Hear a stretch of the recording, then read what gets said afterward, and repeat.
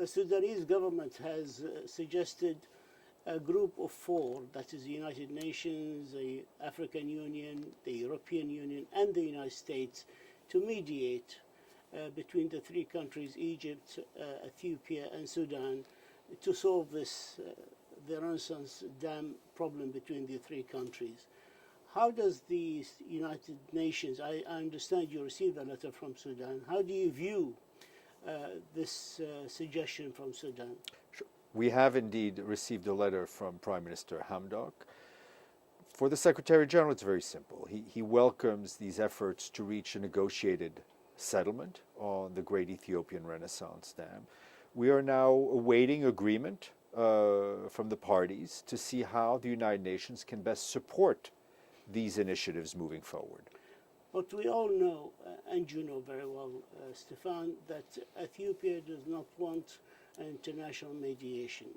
And they have suggested back to the Sudanese that they mediate again under the auspices of the African Union alone. Now, they tried, first of all, for 10 years or more to solve it between them, and they failed. They tried the African Union mediation, and they failed. So why go back to a recipe which has proven its failure before, and without the international community through the UN? Well, I mean, you know, the Prime Minister, from my understanding, has written to other parties besides the United Nations. But for any negotiation, mediation to move forward, there needs to be some sort of an agreement from all the parties as to who can best help them mediate their differences. So obviously there will be more discussions going on, and the Secretary General is committed to helping all the parties move the process forward in the best way possible. As always, his good officers are always available. But he's available only if the Ethiopians said, "Okay, go ahead." The issue is not whether Ethiopia wants this, Sudan wants this, or Egypt or other parties. The point is to have some agreement from the parties how best we can help them.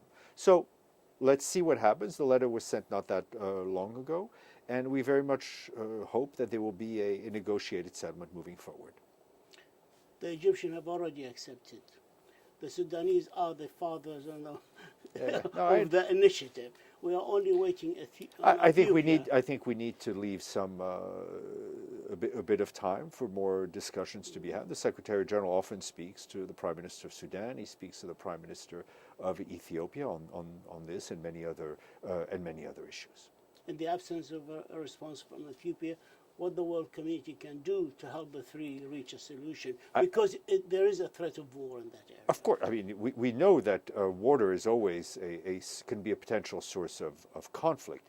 I think the international community can best help by speaking to all the parties and encouraging them to find a negotiated settlement. I think different countries have different relations with different parties, and everybody needs to use their influence in the same positive manner.